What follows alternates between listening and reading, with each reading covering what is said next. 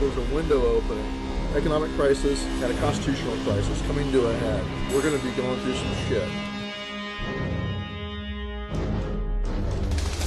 Look at history and acknowledge that things like this can happen, things like this have happened, things like this are happening right now.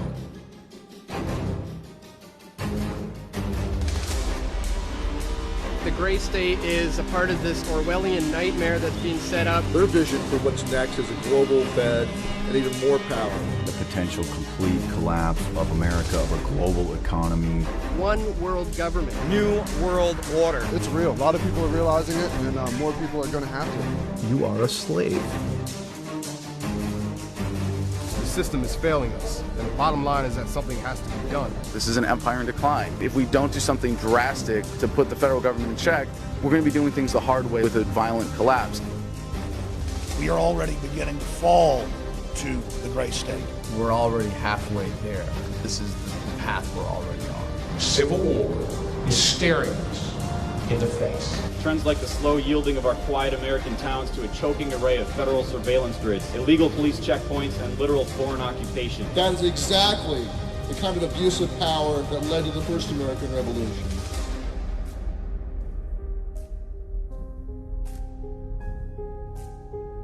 What is it that keeps it from happening in the United States? Is this the kind of world I want to live in?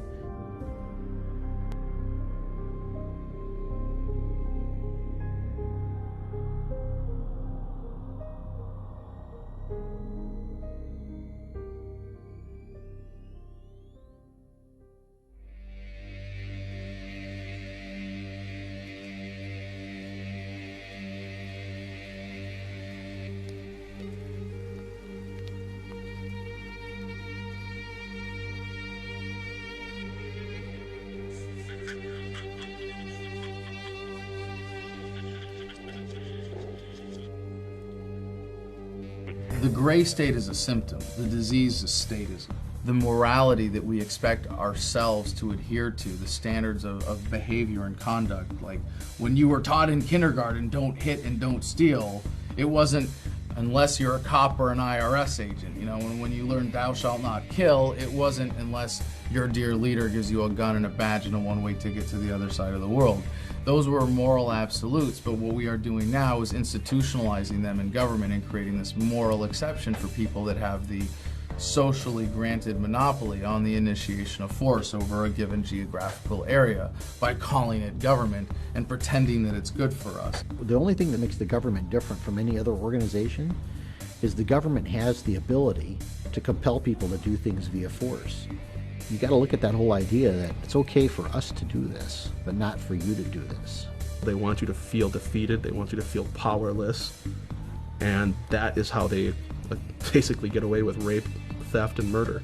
It's like massive Stockholm Syndrome. We see it every day. We see it in the news. We see it on headlines, but people still don't acknowledge it. We are already living in a world where government has become a detriment to human liberty by any measure. It's such an obvious level. We are already going into a scientifically designed Orwellian control system that is meant to use humans up like natural resources. The stripping of your rights, your liberties, your freedom, private property, even your free will. That is the gray state. And yes, it is real, and yes, it is here.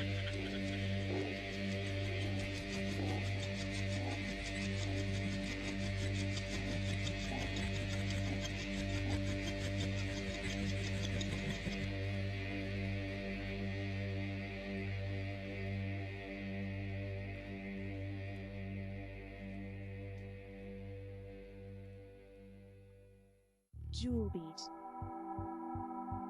The free enterprise system is based off 5 features: economic freedom, incentives, competition, voluntary exchange, and private property. Basically, we believe as free market economists that people have a right to private property, that prices are driven from the market, people that are buying and selling goods and services. Whereas a socialist system doesn't have those features. Then you talk more about public property and what can the state control versus what can the individual control. If I buy something from you, it's because I value your product product more than my money, and you are going to value that money more than that product. And we both benefit. Anytime you introduce force into that equation in any form, you subtract from humanity's potential to reach that ideal of prosperity and progress. You can't force someone by law to buy something. Otherwise, voluntary exchange doesn't exist. You can see that with Obamacare, different mandates for consumers to purchase various goods and services. So that is a progression towards socialism. You're mandated to purchase certain items from the state. Individual people can do much better in bringing up an entire economic society by themselves and not being ordered to do certain things. Command economies, that sort of thing. That's why all command economies essentially fail. That's what they did in Europe. You couldn't keep the benefits of your own labor, your own hard work and sweat. It would be confiscated by some corporate entity that had control over the monetary system. We had a nation of producers. We had a nation of people who were free to innovate and create and then be allowed to reap the benefits of that creativity. If you invented the television set, the state's not going to come in and say, we're confiscating that from you for the public good. You were then allowed to market it. It generated wealth, savings of money. You had more and more local hardware stores competing against each other. When you have greater competition, you have reduction in prices. Obviously, the people who can provide the highest quality product, the lowest price, are going to win out. Those who cannot will fail. That's what a free market is. It's the freedom to succeed and fail. It's a simple fact of the superiority of using persuasion to get people to do what you want to do, as opposed to saying, well, I'm scared and I don't trust you and I'm going to just have someone with government put a gun to your head and do what I want you to do. When people give money to Bill Gates or Sam Walton, he's not taking it from them. They're getting something in return. They're getting a service. They're getting a product. There is an organization out there that does take the money from you, and that's the government. If you live in the United States and you work in the United States, you fall under our jurisdiction. Does that mean that everyone in North America is a slave to your company? I don't work for a company. You work for the IRS. Is everyone is a slave to the IRS? I believe that I do have jurisdiction. I believe it is valid. I believe I do have those rights, yes. Okay, but you can't, by your own admission, answer a question regarding evidence to actually prove that there's jurisdiction. Right, so you have faith. Answer those questions. So you have faith that you have jurisdiction. You don't have any actual evidence, and you're not qualified to determine if there is evidence to back that assertion up. Correct. Blind faith. That's really impressive when you're talking about other people's property and other people's lives. To have blind faith in a violent, aggressive system. You don't have a choice about whether or not you can do business with the government. If you don't want to use our services, that's fine, but you're still going to pay for those services. If you don't have kids, you're still going to pay for public school. If you're not sick, you're still going to pay for health care. And if you don't pay, we're going to send people with guns to take your money and take your house and take you. The feudal era, you had a feudal king or lord who would claim half of your crops in exchange for protection. And because the peasants didn't know any better, they could get away with that scam. Hey, give me $20 or I'll shoot you or I'll throw you in prison, which is, what taxes are. No one pays taxes because they want to. Taxes are collected at the barrel of a gun. All laws are enforced at the barrel of a gun. Now, the facade of statism has to include them throwing us a lot of bones. When a farmer will provide health care for his livestock in the same way that a government wants to keep the tax cows healthy and productive. They bribe us with our own money. They tax us, and then they take that money and they push it back out.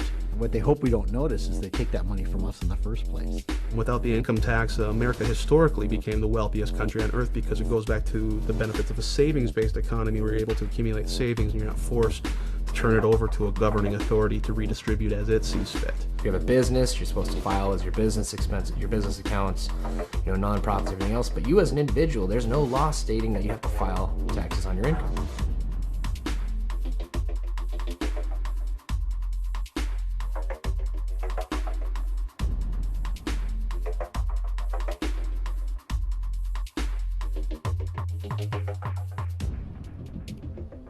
Understand that your income tax is a farce. The 16th Amendment of the United States was never properly ratified by Congress. people today believe that taxation is absolutely necessary. Like Winston Churchill said, it's the penalty for living in a civil society. This is not true. We lived without an income tax. New Hampshire today still exists without the income tax, and they're thriving. They're doing fine. You think it's moral to force people to follow your rules, and you think that's moral. You think it's moral to force people to do what you want and to pay you. And we don't believe it's moral to force people under threat to I disagree with the word force.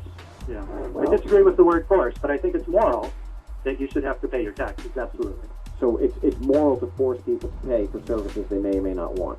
Yes, it is moral to pay for things that you may or may not want. So by doing things voluntarily and not using aggressive force and asking questions, that to you is immoral. But the opposite of being involuntary, using aggressive force and not questioning, that's moral to you.